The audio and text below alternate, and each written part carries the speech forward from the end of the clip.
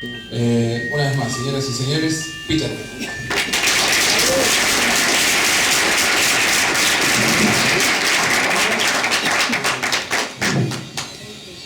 Para nosotros es realmente un honor, un placer,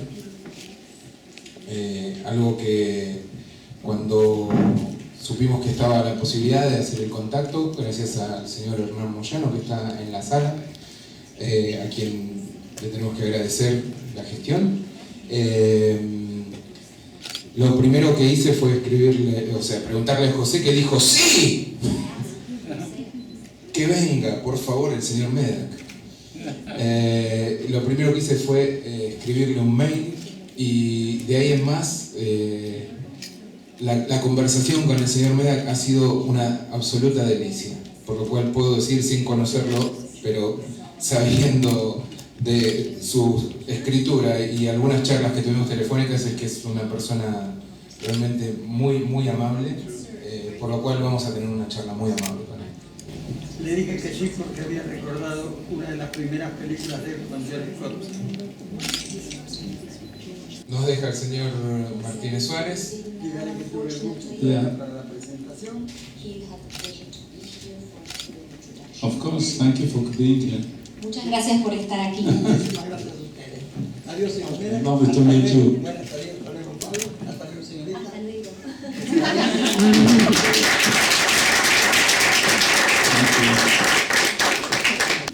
Es muy difícil hablar con una persona que tiene una filmografía tan extensa que podría llegar a ser la filmografía de 3 o 4 directores.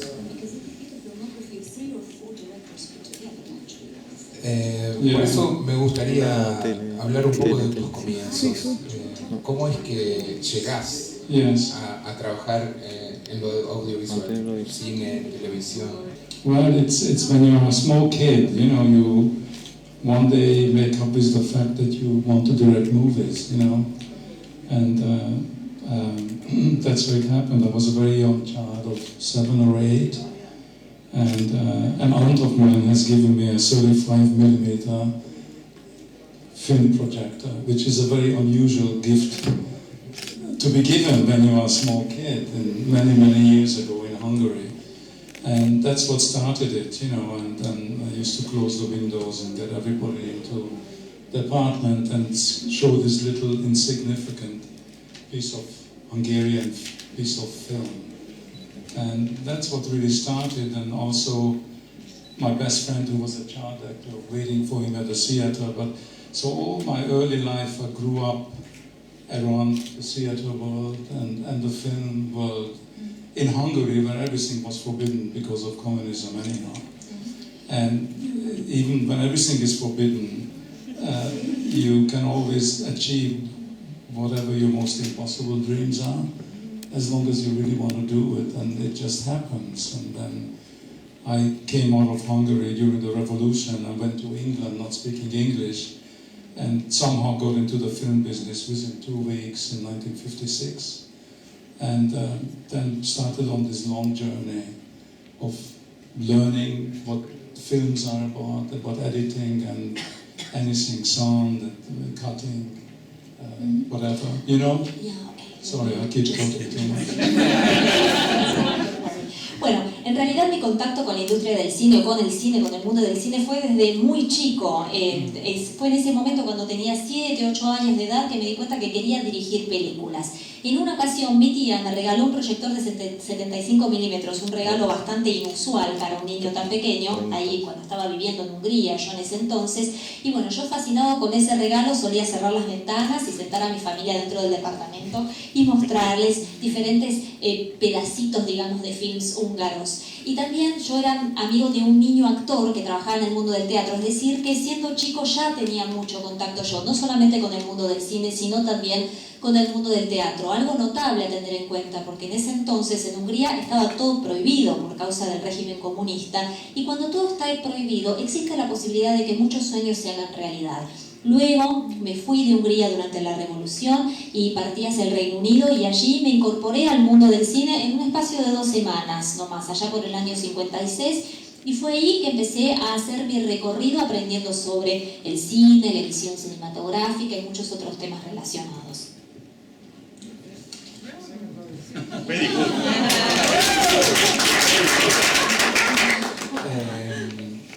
¿Y cuáles fueron las primeras películas que proyectabas o las que te hubiese gustado proyectar de joven, ¿no? Para tus amigos? You mean what I saw myself? Lo que él veía. Lo que tenía y lo que veía. Yeah, I mean, you know, Hungary was communist, since 1948, and everything was forbidden, and I wasn't allowed to go to school since I was 13, because my father was supposedly a capitalist. He was imprisoned by the Russians, and the usual story, Anyhow, but I was always dreaming, looking into the sky and seeing in the clouds all kinds of things, and so I always wanted to make movies, and so there were few English-speaking films before the English language was forbidden in Hungary, which was in 1948, and one film which was very dominant, if I remember, it was Olivier's Hamlet. Then there was a Hungarian movie, very famous Hungarian movie called Somewhere in Europe, which was about a group of lost kids during the Second World War.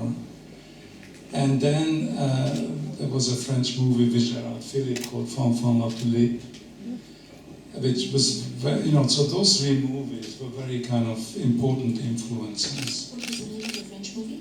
Fanfan la Tulipe, with Gérard Philippe, who was a phenomenal actor in Paris from a Russian origin. Bueno, en la Hungría del año 48 reinaba el comunismo, estaba todo prohibido, es decir, que yo no pude ir a la escuela hasta la edad de 13 años porque mi papá había sido acusado de ser capitalista y tuvo que pasar algunos años en la cárcel. Ustedes saben, cómo era la situación con el comunismo. Pero yo de todas maneras me daba el lujo de soñar, soñaba mirando el cielo, las estrellas y siempre había querido dedicarme al cine. En una época, en Hungría todavía no estaban prohibidas las películas en lengua inglesa, esto pasó en el año 48, y una película en la que tuve acceso anteriormente a ese año fue el Hamlet de Laurence Olivier. Y después había una película húngara que se llamaba En algún lugar de Europa, Somewhere in Europe, que trataba sobre la historia de unos niños perdidos durante la Segunda Guerra Mundial. Y otra película que dejó una impronta importante fue la película francesa con Gérard Philippe, que se llamaba Fanfan la Tulipe.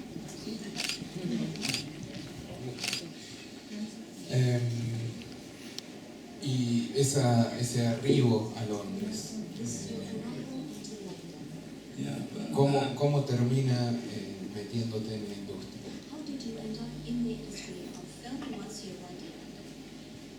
Well, because I wanted to be in films, and in Hungary the only thing I could do, not going to school, but was to study photography, which was an incredible experience because I worked with a very wonderful Hungarian photographer, and we were working on various reportages, and one minute we were doing an interview with Kodály, who's a very famous Hungarian composer, and the next minute we were uncovering a 12th century painting at the museum, and so I started to see, and what's very important about directors is that you can't learn directing. I mean, you can learn it in 2 weeks, the technicalities, which are basically very simple, and you always have wonderful crews with you, so in case you really screw up, somebody's there to show, not don't do it like that, but do it like this. So that's the least important part of it, but you have to learn about life, which is the most important part, and you can't start directing until you know about what life is about on some level. And fortunately, unfortunately, I've gone through, like many people from Europe, through very dramatic periods, the German occupation of Nazism and fascism and Hungary, and then after that, the total destruction of Europe, and then after that, the communism, and then escaping from Hungary, and running away from your world, which you knew what it was like, into a total unknown territories of the world, not speaking English, and then turning up in London wanting to become a film director. It was completely insane. But somehow, you somehow find your way with a little bit of luck. And sorry, I don't know because you won't be able to translate. Thank you. Bueno, yo siempre había querido ser director y en Hungría, como no había podido tener tantas facilidades para ir a la escuela, decidí dedicarme a estudiar fotografía. Eso fue una experiencia maravillosa porque tuve la oportunidad de trabajar con un excelente fotógrafo haciendo todo tipo de trabajos. Por ejemplo, en un momento nos dedicábamos a un músico muy famoso de Hungría que se llamaba Kodály. Después nos dedicábamos a hacer una nota sobre el descubrimiento de una pintura del siglo XX en el museo de una ciudad de Budapest, por ejemplo. Es decir que, bueno, yo tuve siempre mucho contacto con eso y para ser un buen director yo creo que lo que se puede aprender de lo técnico, digamos, se aprende tan solo en 2 semanas y son cosas muy sencillas y la verdad es que uno tiene un equipo técnico siempre que sabe muchas cosas y que siempre pueden sacar las papas del fuego, es decir, que hay que mandarse una macana muy grande para que ellos no lo puedan corregir. Pero para ser un verdadero director, lo que realmente hace falta es aprender sobre la vida. Esa es la parte más importante. Ese es un requisito sine qua non para ser buen director. Afortunadamente o desafortunadamente quizás, yo viví como mucha otra gente en Europa muchos de los acontecimientos más dramáticos del siglo XX, la ocupación nazi en muchos de los países, el fascismo en Hungría, después de casi total destrucción del continente europeo por causa de la Segunda Guerra Mundial, el surgimiento del comunismo, después tener que escapar de mi país, encontrarme en un territorio completamente desconocido, sin saber inglés. Yo tuve que ir a Londres y ahí tratar de hacerme como director de cine. I can't remember very well, but I left off.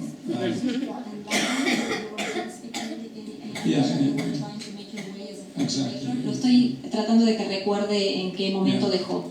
So from one thing to another, but within, I got to England in December the 6th, I think, in 1956. And January the 7th, I started working at a film company. Llegué a Inglaterra el 6 de diciembre de 1956 y ya el 1 de enero estaba trabajando para una cinematográfica. But in a very minor position, of course, as an apprentice, and you were a messenger, but whatever, it doesn't matter what it is, sweeping the floor of the camera maintenance department, but you have to learn about what it is, how you make movies on any level. And I had this incredible apprenticeship which lasted about 3 years. Where I went through the stills department of glazing prints. There's about something called Pathé News, which was, there was television, but in a very minor way. But they used to put twice a week into cinemas the news of the world. And into the windows there were photographs of what they were showing. And those are the photographs I had to glaze in a big steel drum. Which went into the windows on this 4-5 Piccadilly Circus and whatever places. And but on those pictures were like the first Sputnik going around the world, or the Queen opening up a bridge, or Churchill doing something, So again, you begin to suck up this new world which you moved into from this tiny country into this big country which was England. And basically, it took me about 3 years to really learn English properly, and at the same time to understand every facet of making of movies, but mostly in the newsreel side or in a more documentary side. And then I realized that the studios were not in London, but they were outside London. So there was this incredible man, this executive from Warner Brothers, who was one of the owners of this British company. And he was my link to my life. So every 6 months I used to write him letters saying how much I enjoyed my experience in the camera maintenance department, but I really want to direct. So I drove him kind of crazy, and he didn't have to answer, but every time I wrote to him, he answered back, and he was a big guy from Warner Brothers, And bueno, en ese momento yo, al haber sido contratado para esta filmográfica, para esta cinematográfica, yo cumplía puestos menores, era el pibe, limpiaba los pisos. Es decir que, bueno, de todas maneras siempre fue importante porque el aprendizaje siempre es es útil en este terreno, en esta industria, en cualquier nivel en donde uno se encuentre. Y bueno, fui aprendiz durante más o menos 3 años. Mi primer vínculo con lo cinematográfico en realidad pasó por el lado de las noticias.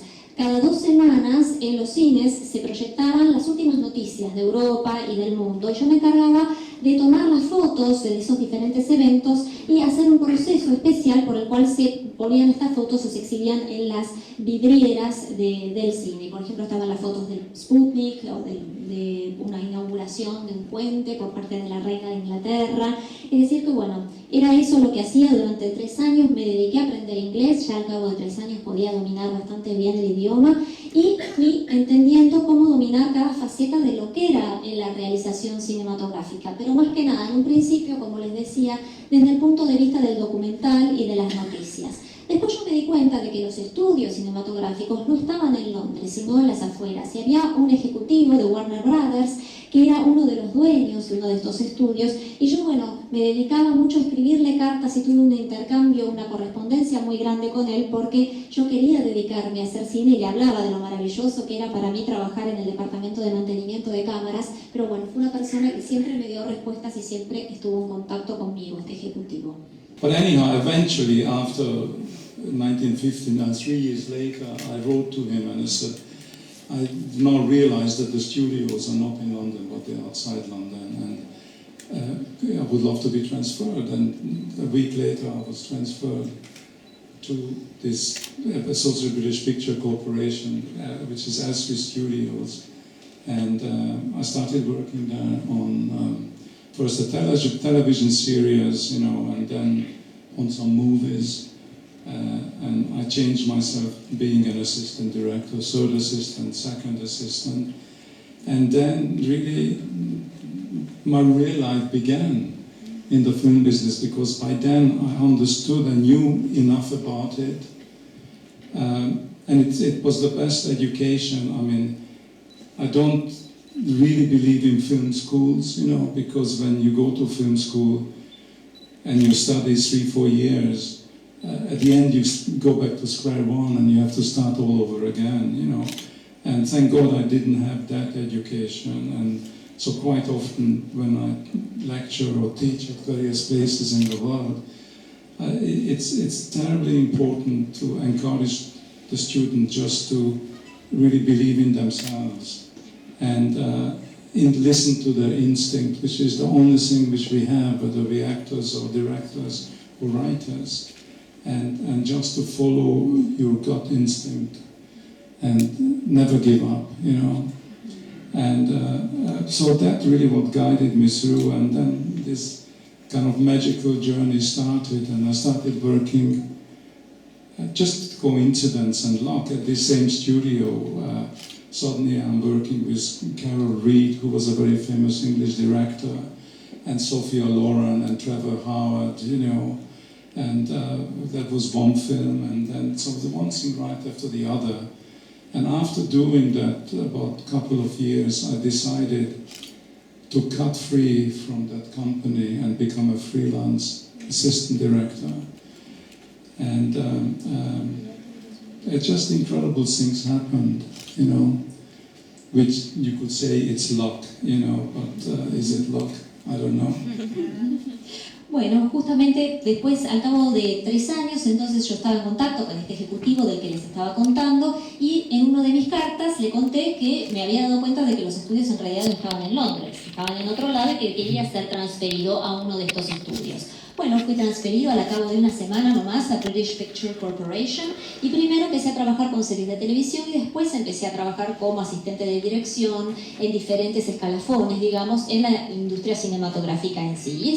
Y eso marcó mi inicio, el inicio de la vida real mía en contacto con la industria cinematográfica. Yo ya sabía lo suficiente, comprendía lo suficiente y ya tenía como una educación bastante formada. Por eso yo soy de los que piensan que no es muy útil ir a una escuela de cine, no creo en la educación formal en el ámbito del cine, porque uno va 3, 4 años a alguna de estas escuelas y después cuando sale hay que empezar de nuevo. Yo tuve la fortuna de no tener que pasar por todo eso. Yo cuando siempre estoy en situación de tener que enseñar, siempre digo que es muy importante alentar a los alumnos a que crean en sí mismos y que crean en su instinto, que escuchen a su instinto. un instinto que es tan útil para el director como para el escritor y para el actor, y que nunca se rindan.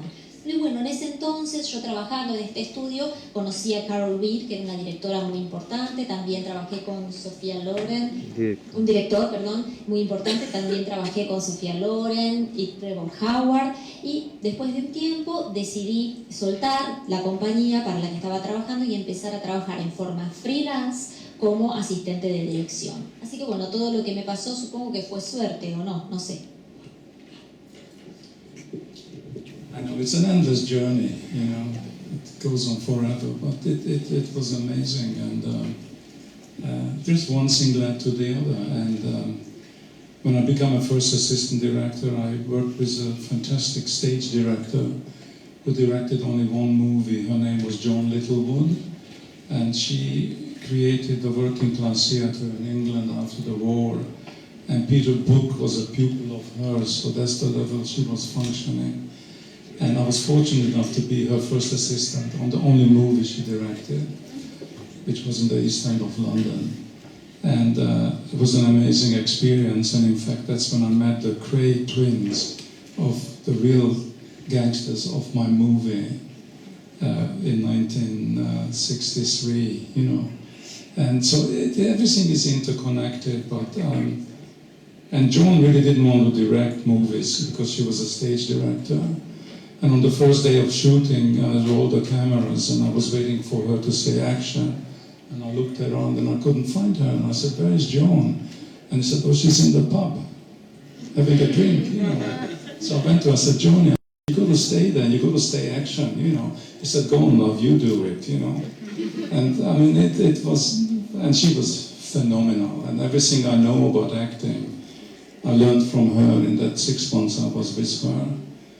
And it just kind of, I don't know, it just goes on forever. And then one movie after the other, and eventually I was working on a film with Elizabeth Taylor and Richard Burton as an assistant director, as a second assistant director, called VIPs. And the cast of that movie was Elizabeth, Richard, Louis Jourdan, Maggie Smith's first movie ever, Orson Welles, Margaret Rutherford, who did all those English wonderful comedies, and it was the most incredible cast. And right off that film, I got a phone call on the stage from a friend who I worked with before, and he said, "How would you like to go to Hollywood and start directing?" And I said, "No, leave me alone, I'm too busy, I've got 500 extras today, I'll call you tonight." And a week later I was in LA, under contract for 7 years to Universal Studios to start directing. And then they realized that it wasn't even English, they thought I was English. But I was stateless because you have to be in England for, I don't know, 5 years, then file for your citizenship, and takes another X years. So I didn't have the papers yet, and I turned up in America being a stateless, and I actually couldn't work having put me under contract. So the first thing, the man who picked me up at the airport was a small lawyer at the studio, who then later on became the head of that whole company, a man called Sid Sheinberg, and he ran, and Steven Spielberg, you know, started his whole career there as well. And in fact, when I went back to England eventually, he got the same place I had at the studio, and then he started driving everybody crazy about directing. And but so I don't know. So the first thing they did is said, "You know what? It's going to take us 4 months to get your green card," which they did get me in 1963. But meanwhile, just go on stage 5 and go and observe Mr. Hitchcock. And Hitchcock was doing a film called Marnie with Sean Connery and Tippi Hedren. So I was there for 3-4 months hanging around watching him direct. And I just saw last week this wonderful new film about Hitchcock with Tony Hopkins and Helen Mirren, you know. And it just brought back so many memories, and it's wonderful. Yeah, the movie with Tony Hopkins is called Hitchcock. And then there's another movie which another friend of mine acting in, Toby Jones, which is about Hitchcock and his relationship with Tippi Hedren. But it's two different films. Bueno, entonces, bueno, es un viaje que no termina nunca, el viaje de la dirección, digamos, de la realización cinematográfica, una cosa conduce a la otra, y bueno, mi primer trabajo como asistente de dirección fue para una directora de escena, en realidad una escenógrafa que se llamaba Joan Littlewood, que hizo una sola película en toda su vida. Bueno, para esa película yo trabajé, y bueno, en realidad fue en ese entonces en que yo conocí a los mellizos Cray, sobre los cuales yo hablaba, digamos, sobre los cuales yo trabajé con mi película El Clan de los Cray. Ese más o menos el año era 1963, cuando yo tuve la oportunidad de conocer estos mellizos. Y bueno, esto les sirve para ver cómo todo está interconectado. La realidad es que Joan Littlewood no quería dirigir películas. El primer día de filmación todos estaban buscándola porque hacía falta que hubiera alguien que dijera acción. Y resulta que se había ido al pub a tomar un trago. Yo le dije, vos tenés que venir a decir acción. Ella me dijo, no, hacelo vos, yo no tengo ganas. Bueno, la realidad es que yo aprendí la mayor cantidad del meollo de mis conocimientos sobre la actuación en esos 6 meses que compartí con ella trabajando para ella. Después trabajé en una película con Elizabeth Taylor, Richard Burton y Jourdan, que se llamaba VIPs, en castellano se tuvo en mi VIPs también, como segundo asistente del director. También era la primera vez en la que actuaba Maggie Smith, era el primer trabajo como actriz en cine de Maggie Smith, también actuaba Orson Welles. Y bueno, en ese momento yo recibí una llamada telefónica de un amigo que me dijo, ¿y por qué no te venís a Hollywood? Yo le dije, no, ni hablar, yo estoy muy ocupado, estamos acá terminando algunas cosas con unos extras, no. Bueno, la realidad es que me terminó convenciendo y una semana más tarde ya me encontraba en Los Ángeles con un contrato a 7 años con Universal Studios, con los estudios Universal. En ese momento yo no era inglés, en realidad no tenía estado, porque para poder tener la ciudadanía inglesa era necesario quedarse 5 años y después hacer un proceso de 5 años posterior para obtener la ciudadanía. Yo no me había quedado lo suficiente, es decir que bueno, cuando llegué a Estados Unidos me dijeron que iban a tardar más o menos 4 meses en conseguirme la Green Card, la tarjeta verde, era el año 63 más o menos. Me dijeron y que mientras tanto fuera a trabajar a Stage 5, que estaba Hitchcock filmando Marnie con Sean Connery y Tippi Hedren. Y bueno, en ese momento a mí me gusta ahora ver cómo es la situación en torno a Hitchcock. Ahora acabo de ver que hay una nueva película con Anthony Hopkins y Helen Mirren sobre la vida de Hitchcock, una biográfica. Esto me trae a la mente, cuando yo la vi me trajo a la mente un montón de recuerdos muy lindos. Y también hay otra película de Toby Jones que tiene que ver con la historia de amor, más que nada la relación amorosa entre Hitchcock y Tippi Hedren. Long story. Entonces, aparecen en escena negatives. Negatives, yes. It was a little book which a friend of mine gave me, not the producer, and I loved the book. And I had no chance of actually doing it, and Chabrol was going to do it, and Truffaut was going to do it, and this and everybody else.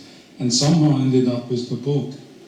And I then drove everybody crazy in London about directing this thing. And I was offered, I was working on a movie with Michael Caine actually in Berlin. We were just talking about it, called Funeral in Berlin. I was directing second unit on it. Because sometimes you go from first assistant to second or whatever is going on. You do whatever. And so Michael and I became friends at that time. It was in 1967, and he came back. It's just to show you how life works in this business. It did work, but it does work because there are no rules, Michael came back from having opened up Alfie in New York, and he said, whatever you do tonight, don't go out, because I came back with 2 people on the plane and they're going to call you. And the phone went at 10 o'clock at night, come to the Dorchester. So I went to the Dorchester and I met these 2 people who just bought up a studio. And they said, how would we know everything about your kid, and how would you like to direct in 7 years, 14 films? And I said to myself, these people are insane. Who are these people? And they said, no, 7 years contract, And I said, look, I've got this little book called Negatives, and there's this unknown actress who you wouldn't know, but she's very well known in the stage in England, called Glenda Jackson, and that's who I want in the movie. And I had to get Michael's agent to down negotiate a deal from the 14 films and 7 years to 1 year, 1 film. And that's how Negatives happened. And it was made for Paramount. And the two people, the man was Charlie Bluhdorn, who just bought up Paramount at the time, and then owned Paramount for, I don't know, 20 years, and he owned Golf and Western. And then made all those movies and whatever. And so that's how Negatives happened. And eventually, after 1 year of them saying, no, we don't want to make this, they finally agreed to make the movie. And that was my movie. And from that point on, I just flew like a bird. And I was free from Paramount, from everybody, you know. And then you start on this long journey of Negatives was a strange movie about fantasy and reality, and I was in love with Louis Buñuel and his movies at the time, and still do now. And it was very much a Buñuel type of movie. And it was a wonderful beginning, and the movie did very well in a very small way. And it wasn't non-stop, because everybody's career goes up and down.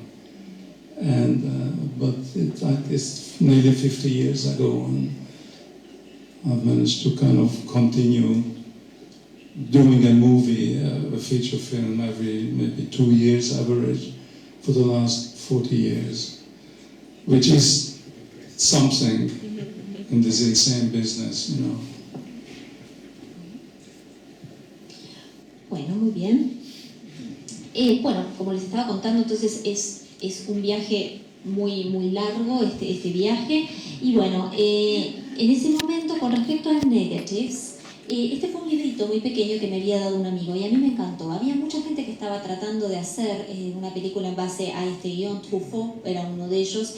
Pero bueno, la realidad es que en un momento ese libro terminó en mis manos y yo quería dirigirlo sí o sí. Yo estaba trabajando en ese momento dirigiendo a Michael Caine en un film que estábamos haciendo en Berlín, en realidad como primer asistente de dirección. En muchos casos a veces se suplantan o se van switcheando los roles, el segundo asistente pasa a ser el primero, etc. Y bueno, Michael Caine y yo en este contexto de hacer esta película nos habíamos convertido en amigos, corría el año 1967 y bueno, nos pusimos, esto para mostrarles cómo se van dando las cosas en la vida, que no hay ninguna regla. Michael Caine volvía de Nueva York de haber presentado la película Alfie y me dijo, bueno, vengo con 2 personas en el vuelo con las que yo quiero que hables, así que encontrémonos en el Dorchester, que ellos quieren hablar con vos. Bueno, estas 2 personas eran 2 tipos que habían comprado un estudio de filmación y que querían ofrecerme un contrato para que yo dirigiera en el curso de 7 años 14 películas, 2 películas por año. Yo dije, no, ustedes están completamente locos, no hay forma como yo lo puedo hacer.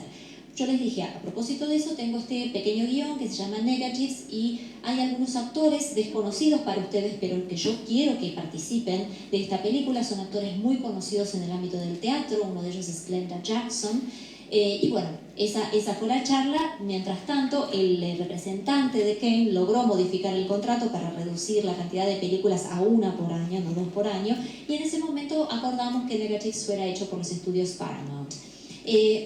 Me costó de todas formas 1 año entero que estuvieran todos de acuerdo para poder firmar la película y después me liberé de Paramount y me liberé de todos los demás estudios. Negatives es una película un tanto extraña en donde no está bien definido el límite entre la realidad y la fantasía. Es una película muy buñuelesca, por así decirlo. Yo soy un fan de Buñuel, lo amaba en esa época y lo sigo amando ahora. Y bueno, ese film tuvo un muy buen rendimiento, una muy buena performance con el público de una pequeña manera, pero lo logró. Y bueno, siempre ha sido así. Obviamente la carrera de uno como director no es algo non-stop, pero la verdad que cabe decir que en los últimos 40 años he estado filmando más o menos un film cada 2 años, lo cual, bueno, no está nada mal en el mundo en el que vivimos y la industria en la que nos manejamos. No vamos a hablar... ¿Se escucha? No vamos a hablar, no vamos a hacer título por título porque estamos hasta el año que viene. Pero sí me gustaría que hablemos de 3 grandes películas muy puntuales que tuvieron su estreno acá y siguen siendo 3 películas muy queridas por el público. La primera es The Changeling, El intermediario del diablo, o Al final de la escalera, como se conoció en video en nuestro país. Nothing. I mean, a friend of mine called up from, I was living in London still at the time, where I lived for 35 years at that time, because now I live in Los Angeles. But nothing, a friend of mine called up and they said, somebody's going to call you and talk to you about this movie called The Changeling. And that's how it happened. And this producer called up and sent me the script. And I read the script, and I was scary, you know, when I read the script. And we were having a dinner party at the time. I was married 3 times in my life, so I keep saying I had 3 different lives. So it was my second marriage. And they were having dinner. She's a wonderful English actress who was in the Ruling Class film. And she was having a dinner party with Albert Finney and Ian McKellen and a whole bunch of fantastic actresses and actors. And they were playing Trivial Pursuit, you know, this crazy English game. And I said, I can't with Albert and all that, you know, with the perfect English and with my terrible accent. I'll be the timekeeper, I'm not gonna, but I said, I have to go upstairs and read a script. So I went upstairs and they were playing this game, and I came down white after 2 hours, and they said, are you okay? And I said, kind of, you know. But the script was really scary. I mean, and I said, I've got to do this movie. And it only happened once before in my life when I was an assistant director, that I was trying to get a job on Robert Wise's The Hauntings movie, which is one of the great ghost stories of all times. And I remember reading that script and could not turn the light off at night. I was so petrified. And my same feeling was with The Changeling, so I knew I had to do it. And I don't know, a week later I was crawling around looking for locations in New York and in Canada, and that's how it came about. And I loved making the movie because I did it in a way as I thought, how would Hitchcock do this movie, you know? So I really did it very much as an homage to him, you know, with those wonderful staircases leading up, you know, and those very wide-angle lenses, and just creating suspense, you know, out of nothing.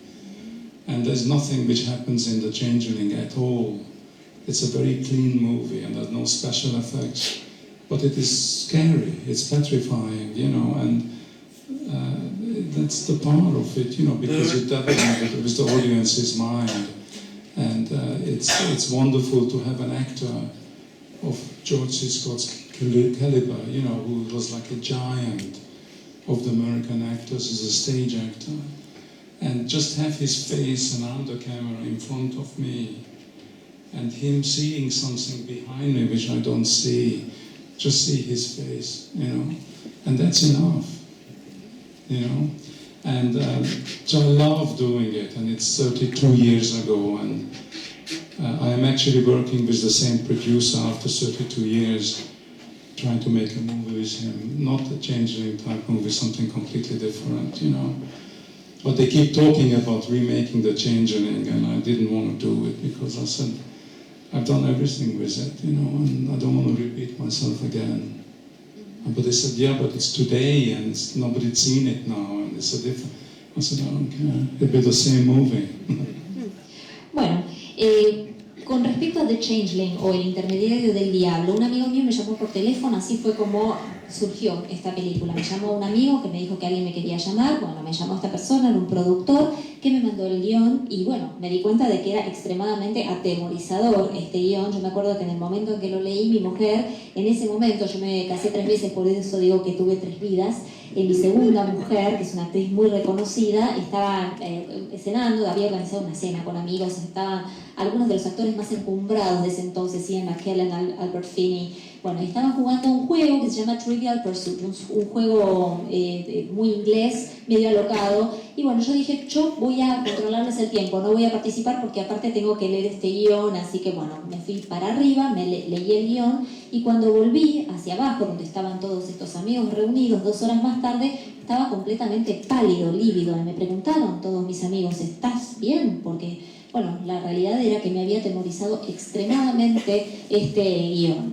Y bueno, yo la única vez que había tenido una experiencia tal anteriormente había sido con The Hauntings, que bueno, habiendo leído el guión, yo había participado como asistente de director, habiendo leído el guión no podía apagar la luz porque había quedado súper asustado. Bueno, lo mismo sucedió con The Changeling o El intermediario del diablo. La realidad es que bueno, después de haber leído el guión, una semana más tarde yo ya estaba buscando exteriores para hacer la película en Nueva York y en Canadá también. Es una película que yo amé, en la que traté de darle un tono muy hitchcockiano, como una especie de tributo a Hitchcock, las tomas de las escaleras, los grandes angulares que yo utilizo mucho, esto de generar suspenso a partir de la nada, es muy de Hitchcock, porque en realidad en esta película no es nada ocurre, en realidad no hay efectos especiales, pero es extremadamente atemorizador por el poder que tiene sobre la mente del público.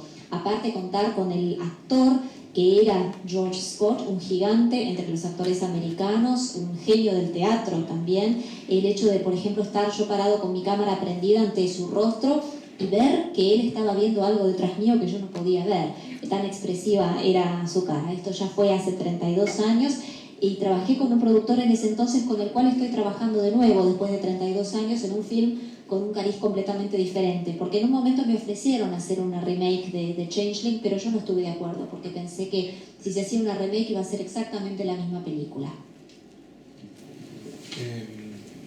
Tus películas son muy distintas en tono, en temática, algunas son hasta opuestas, pero hay una cosa que haces de manera maravillosa, como poca gente sabe hacer, y es mover la cámara con precisión dramática. The Changeling es una clase magistral de cómo mover la cámara. ¿Cómo fue la concepción de esta relación entre el movimiento entre la cámara y el uso de los encuadres y la construcción del suspenso con ello? Oh God, the camera, no, it's great, but I mean the camera is tremendously important to a director because that's its paintbrush, that's its tool, because you paint those pictures with that camera. And unfortunately, a tremendous amount of directors have no idea how to use the camera or what that camera actually does or can do.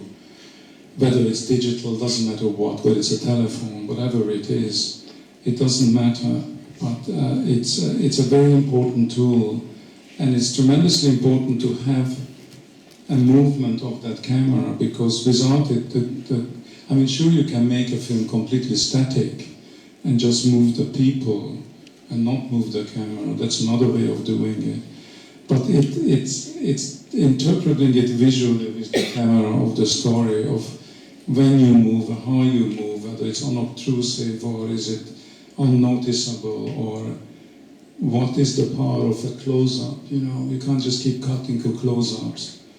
And it's a very personal thing, and it's very instinctual, and it isn't which one figures out logically. When you read a script or you read a book about it, it immediately comes to you. And it does itself basically automatically. And so often, you know, I write out this list of shots in the middle of the night, and I leave it till very late because it's such a pleasure to take the script and then kind of think out your shots. And I write those out on a certain kind of paper so it doesn't crease, and then I put it inside a plastic sheet in case it rains or it gets muddy. And I actually never ever look at those sheets, ever. And I have them from the Changeling, from ruling class, right from day one. And I keep them. I don't know why I'm keeping them, but you know, it's just something so personal. And it just prepares you for that 5 in the morning or 6 o'clock when you have to go and shoot. And but I never look at it. And so often, when I was giving a lecture or something, I said, "Oh, you better prepare yourself and just take this with you." And I took it and I started reading and said, "Oh my God, I'm such an idiot I am," because it's such a great idea, but I never even looked at it, you know. And I don't know how you prepare. I mean, it really is organic, you know, and it happens when you first read that script that you see something in your head about it, and it's very important. And it's also very important that however strong you are as a director, you don't become a dictator about it, because it's very important to include your actors, to create an environment they can function, and get every ounce of blood out of them, of what they are thinking about those roles or about that particular scene. And I don't make my mind up until I rehearse the scene, and then suddenly something happens, and I just see, I don't know, that page, the pencil, you know, and it just starts you on a completely different way, whatever you figure out. And the incredible thing about it is that once you finish filming, which is a long process because it's either 8 weeks or 12 weeks or ruling class for 16 weeks, you know, and then you start working with your editor, who is the last person you talk to while you're shooting, because there's no time for it. And years ago we used to look at dailies every day on film, you know, and you sit with the editor and you discuss it, but it doesn't exist with all this digital madness. You know, it just, you get it on your phone or wherever you get it, and you look at it. And the incredible thing about it is that when you finished editing the film, which is a tedious process, but a wonderful process, which can take 12 weeks after you finish shooting, and you look at the film and you say, oh my God, it is exactly the way I wanted it. But you went in a completely different route. You know, it's like an aeroplane would go instead of Cuba, it ends up in Hungary, you know? But it still has that same, it's basically what was in there is in there. And it's a magical journey. I always keep saying that the film takes you by the hand, because certain things, however brilliant you think you are, which nobody is, even David Lean wasn't, made mistakes and stopped shooting, saying, I don't know how to carry on, and let's just stop. And they stopped for 2-3 days sometimes, you know.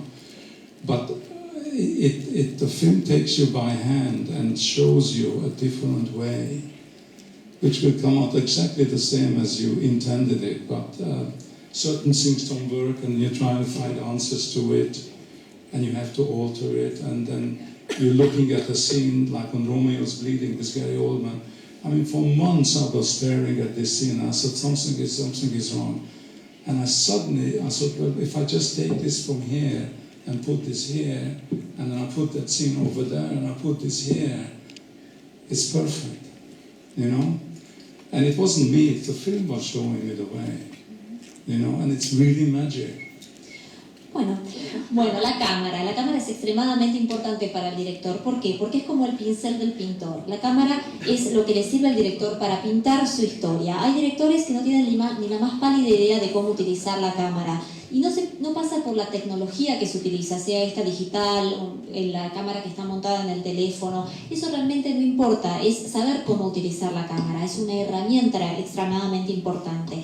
Y el movimiento es extremadamente fundamental dentro de una película. Si bien se puede hacer un film completamente estático, con cámara fija y hacer que los actores se muevan, hay otras formas, sin duda, de filmar. Entonces, uno tiene que poder interpretar todas las cosas que se pueden hacer con una cámara, uno tiene que poder interpretar la potencia del primer plano, no utilizarlo porque sí todo el tiempo. Y la realidad es que el manejo de la cámara es algo muy personal, muy instintual, muy basado en el instinto, completamente privado de lógica. Cuando yo leo, por ejemplo, un guión, yo lo voy tomando y voy imaginándome las diferentes tomas y las voy escribiendo en un papel muy prolijamente, que después lo pongo en una especie de folio plastificado por si le agarra el agua, por si le agarra la lluvia, lo cuido muchísimo, pero nunca lo miro, pero los guardo siempre, hasta tengo los papeles para hacer de changeling en ese momento. Así que bueno, es una cuestión muy personal, y todos esos papeles, esas hojas que yo escribo y que he escrito toda la vida sobre las diferentes tomas, son lo que yo sé que puedo echar mano a las 5 de la mañana cuando me tengo que poner a filmar.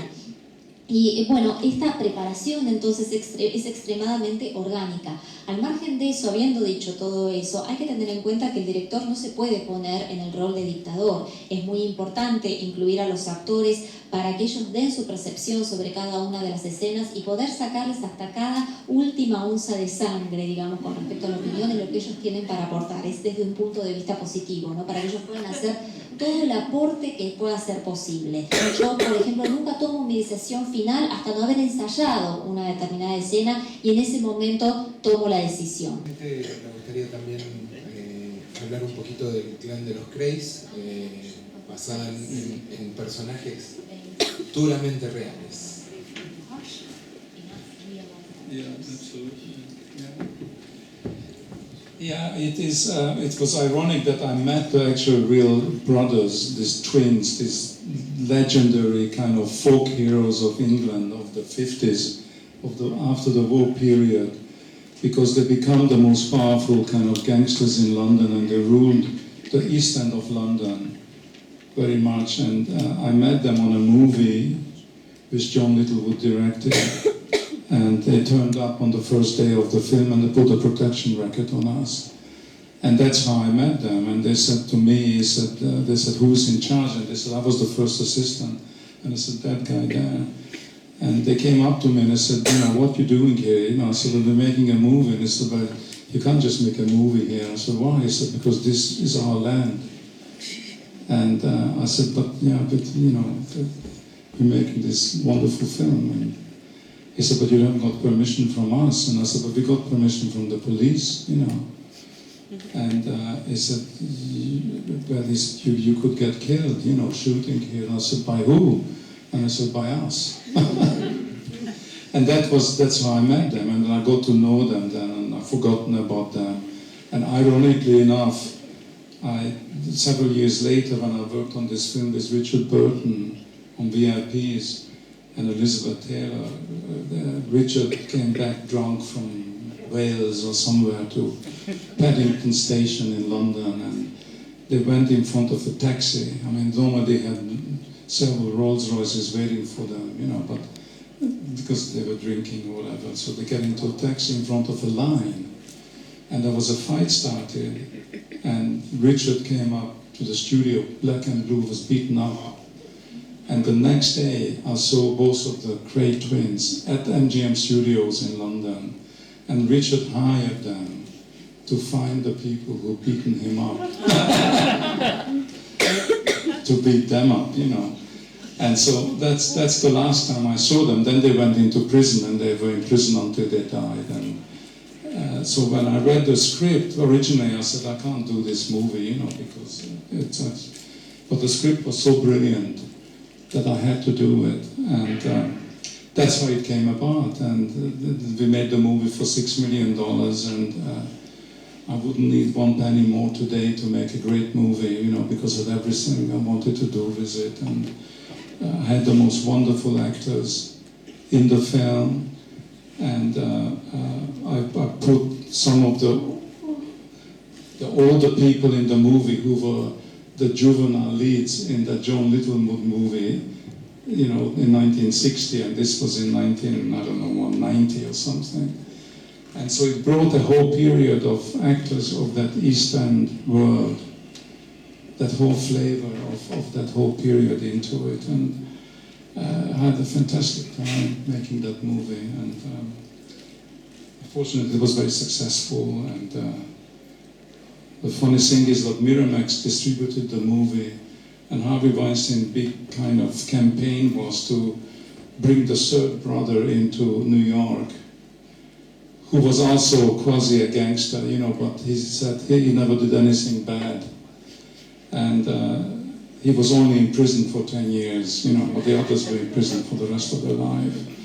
And when Harvey wanted to bring him in to publicize the movie, to talk about what the Cray twins represented in England in the 60s of London, you know, Harvey got very upset because the immigration authorities wouldn't let him in because he was in prison, you know, and started screaming at me saying, you should have told me I said, I had no idea you wanted to.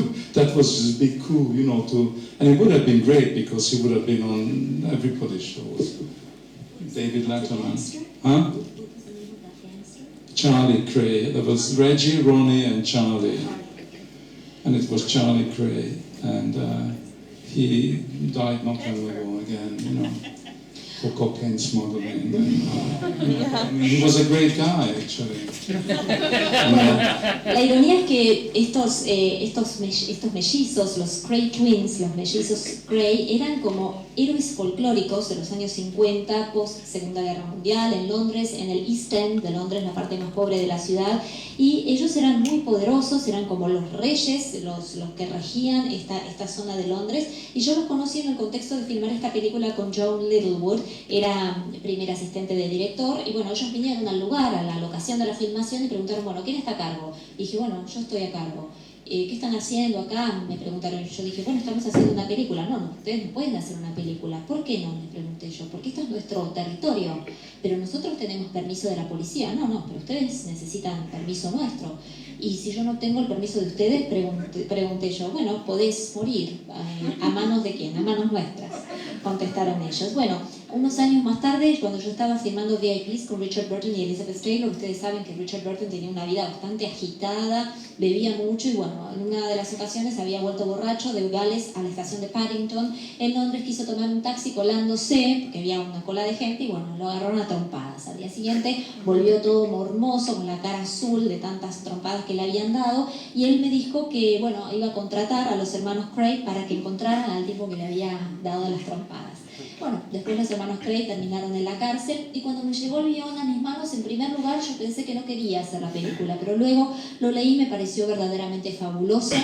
Al fin y al cabo, esta película la hice, costó $6 millones, no hubiera necesitado un centavo más porque trabajaba con actores maravillosos, muchos de los actores que en la época de la película de Joan Littlewood, así allá por los años 60, eran jóvenes. Ya habían pasado algunos años, no eran tan jóvenes cuando participaron de esta película, corrían los años 90, pero de alguna manera es como que trazan el mismo recorrido, o es como que a través de ellos se encuentra una intersección con respecto al sabor que tuvieron esos años en esa zona. Después, en un momento, cuando la película salió, fue lanzada, Miramax estuvo a cargo de la distribución, y Harvey Weinstein, uno de los ejecutivos, quería traer a Charlie Cray, el tercer hermano, para que hablara sobre los Crays y cómo había sido la situación con ellos. Él, después de todo, no era tan delincuente porque no lo habían condenado a prisión de por vida, sino solo por 10 años, pero las autoridades de inmigración no permitieron que él ingresara, y Harvey se enojó muchísimo conmigo, como si yo hubiera tenido algo que ver con eso, pero no había nada que pudiera hacer. Lo más gracioso de la película de los Crays es que lo protagonizan los miembros de Spandau Ballet, dos muchachos que uno jamás se hubiese imaginado que podían hacer eso.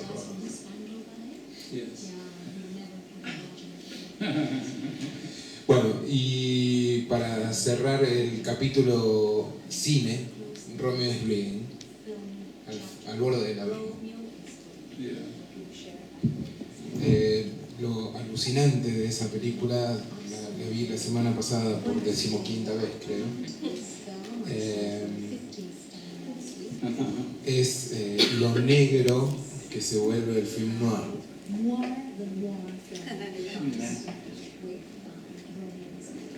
Fue uno de los principios para enfrentar el proyecto.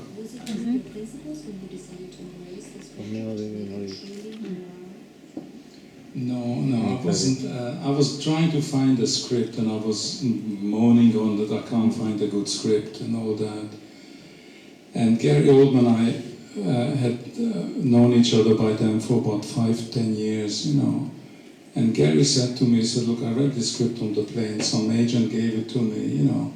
He said, I can't figure it out, but if you can figure it out, then let's do it, you know. So I read the script, and that's how it came about. And but Gary at the time was already getting very important, and we decided to do it, and it took a while to get it done, but that's how it came about. And yeah, but we wanted to make something different, and I love, of course, the noir genre, you know, and And I thought it's Gary, you know, it's his kind of crazy character, and it'd be perfect for him. And he was married to Uma at the time, and Uma wanted to be in the movie. And I remember I went up to their place one night, and they didn't, I don't know why, they in Hollywood didn't have a car or something, and they said, can you bring up some cigarettes, you know? So I remember getting some cigarettes for them, and I said, what are you doing in the middle of this hill, you know, no car? And Gary said, well, I don't drive, you know, and then Uma couldn't drive, or whatever it was, but I brought them some cigarettes, and I noticed that Uma was running about in the house with his fingers bandaged, you know, and of course, Mona, you know, Lena Olin's character in the film, has got 2 of her fingers cut off, and I said, oh my God, you know, Uma wants to be in the movie, and she showed me. So, but anyhow, I love them, and Gary is just, you know, he's just the biggest baby in the world. He's the most wonderful actor, and really, really great friend, and we don't see each other sometimes for a year or 2 years, and then it's just, you know, this incredible relationship with actors who you worked with over the years. The same as Glenda Jackson. I mean, she's still a member of the Parliament. She's given up acting, I think, 15 years ago. And I just have to call up, and I go to London, and we go and have lunch. And last time I said, well, why don't you come to the house? And I meant that to go to her house. And she meant the House of Parliament. I said, why don't you come for tea, you know? But so we went to a Hungarian restaurant, had lunch, you know. But it's fantastic, and I mean, Gary is so extraordinary, you know, when you see Tinker Tailor or any of his movies, his characters are just intricate and divine, and but underneath that, he is just the most gentle, sweetest, shy, unassuming person, you know. And I just want to say about the actors, you know, who I'd worked with and I've known over the years. They all have reputations, but those reputations live in their public view, and they are not like that in real life at all. You know, they are just really very simple, lovely people who are just happen to be actors, and they happen to become very famous suddenly, you know. And they're in a way prisoners of their identity. It's like with Johnny Depp, because Johnny actually has a book which he came to me 5 years ago called Inamorata. And we didn't know each other, but he loved The Changeling so much. He said, it's the best ghost story ever. And you got to read this book, and you got to do it, and we got to do it together. It's not in it, it's producing it. And the film will never happen anyhow, because it hasn't happened in 5 years, it will never happen again, you know. But he is, again, like Gary, the most gentle, really caring person, you know. He's nothing like anything you think he is. Or the same with Brad Pitt or Angelina Jolie, you know. I only met her recently. I knew her father years ago, and I knew her when she was a kid, and just last year we somehow were together for about a week, 10 days, and we were in a place of a Croatian actor friend of mine, and he was giving a party, someone called Rade Serbeji. I don't know if you ever heard of him. Rade Serbeji is a phenomenal Croatian actor, lives in America. And we were just dancing, and I think they're still dancing there today.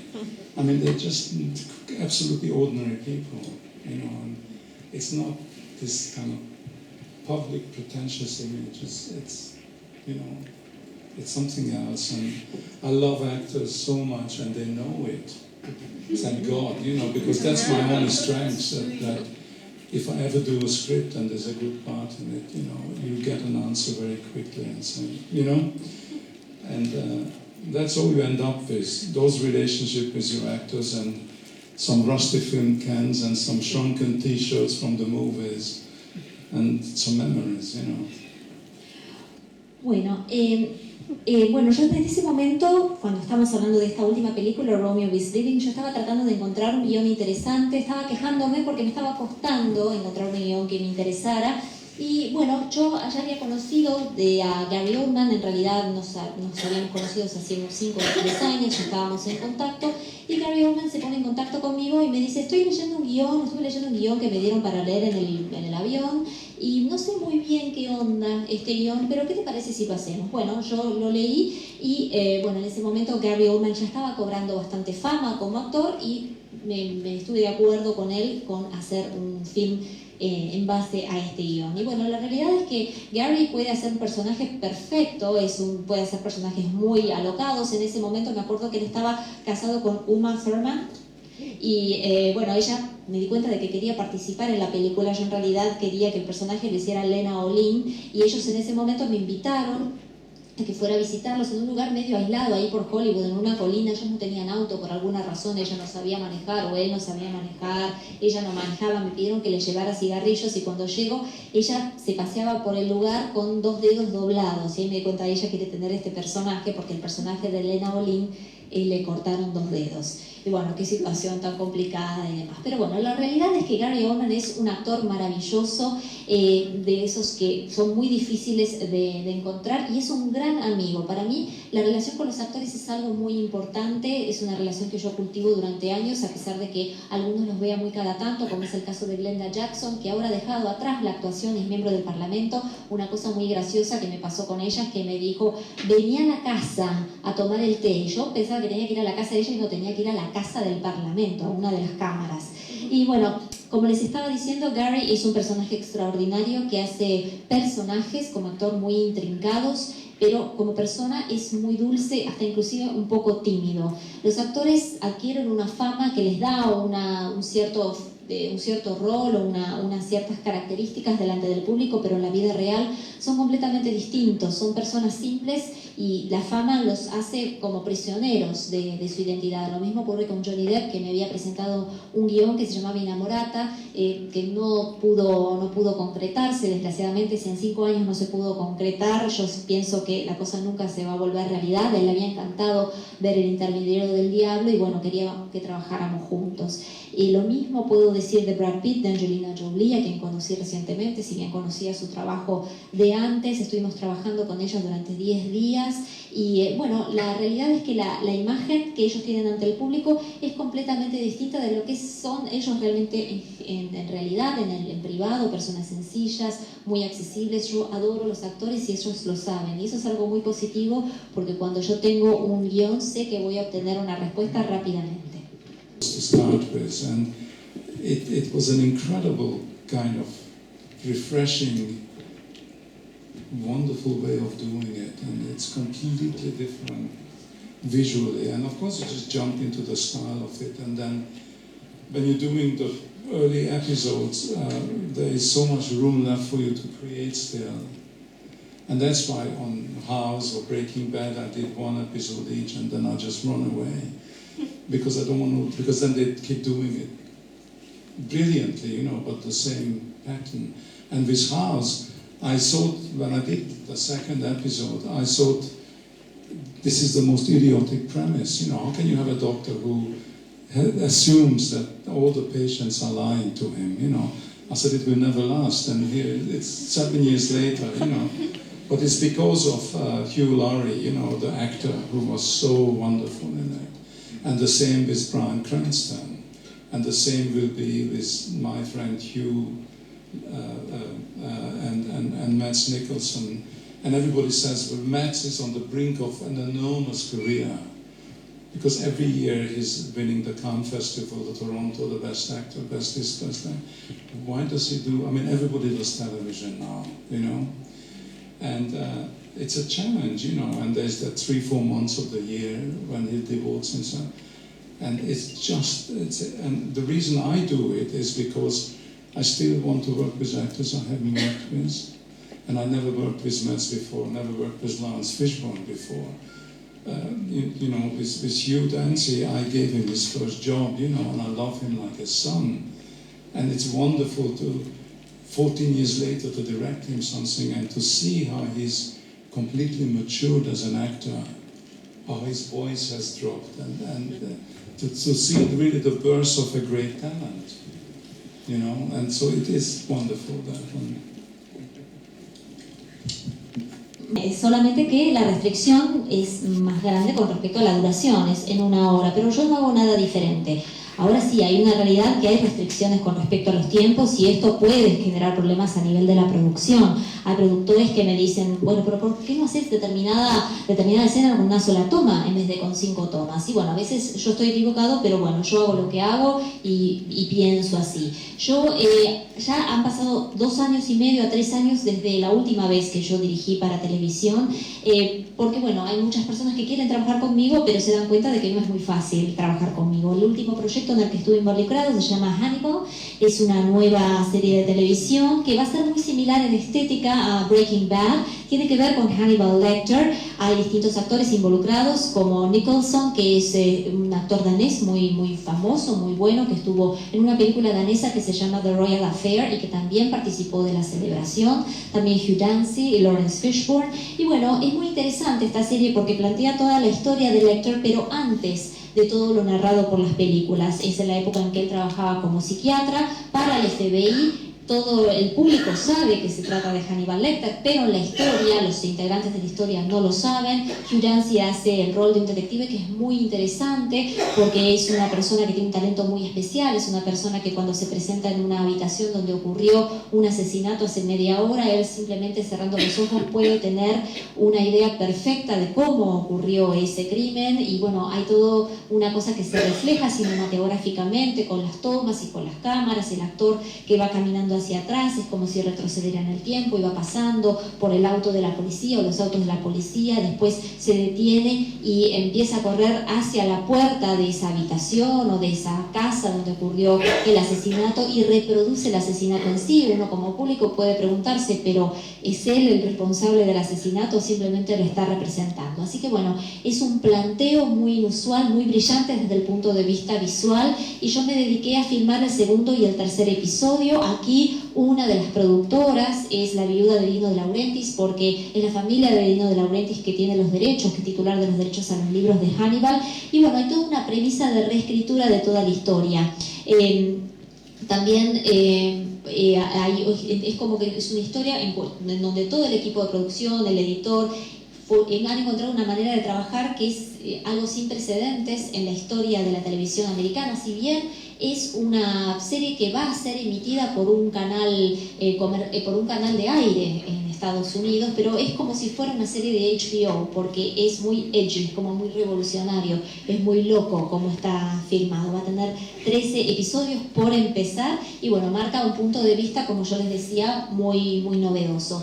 Con respecto a House o a Breaking Bad, por ejemplo, yo filmé el 2º episodio de House y cuando me encontré con el guión dije, pero qué idiota toda esta historia, un médico que piensa que los pacientes mienten, esto no va a durar. Y aquí lo tenemos, ¿no? A Dr. House, que ya hace 7 años que está en el aire. Pero creo que en gran parte esto se debe a Hugh Laurie, que es un actor súper talentoso. Y bueno, esto en realidad todos los grandes actores ahora se dedican a la televisión, quieren incursionar en la televisión. Es el caso de este actor danés que yo les estaba contando, que está acercándose a construir una carrera profesional extremadamente importante y también se involucra en el ámbito televisivo. Y yo me involucro en el ámbito televisivo porque siempre tengo ganas de conocer nuevos actores o de reconocerlos, reencontrarlos. El caso de Hugh Dancy, por ejemplo, yo le di su primer trabajo actoral y ahora es realmente, después de varios años, más de una década, es maravilloso para mí ver cómo él logró madurar como actor. Bien. Primero, si esos papelitos que escribió los trajo acá en Plata o si los va a editar en algún momento. Yes, I do, but it's in Los Angeles, in my filing cabinet, not in... No los traje, están en Los Ángeles en mi biblioteca de archivos. ¿Los va a editar en algún momento? Well, I don't know why I'm keeping them. No sé siquiera por qué los guardo. Quizás un libro, sí. La segunda es, usted habló de que la película, cuando leía el guión, lo atemorizó. Y primero agradecer esa película por ese mismo por esa misma característica, ¿no? De que hice una Agradecer, dijiste. película. Sí, agradecer esta película por esa característica. Sobre todo cuando hoy en día las películas de terror buscan por ahí hacer reír en vez de dar miedo. ¿Qué piensa al respecto de eso? Well, I don't know. I mean, most of them are watchable, you know, because it's just it has to have to be realistic, and if it's not realistic, you can't scare anybody. And it's so easy to frighten people if you do it the right way. Es muy fácil atemorizar a la gente si uno lo hace de la forma correcta. Un film de terror tiene que tener un contenido de realismo, porque si no tiene ese componente de realismo no se puede asustar a la gente. And you have to do it. You have to do it not in a cheap way. It has to be done in a classy way to scare people. So it's done with style and taste instead of just blood dripping or anything like that, because it's really just cheap. Y hay que hacerlo de una manera que sea con clase, no de una forma berreta, por así decirlo. Eso mostrar gente que se desangra, por ejemplo, es una forma berreta de transmitir el terror.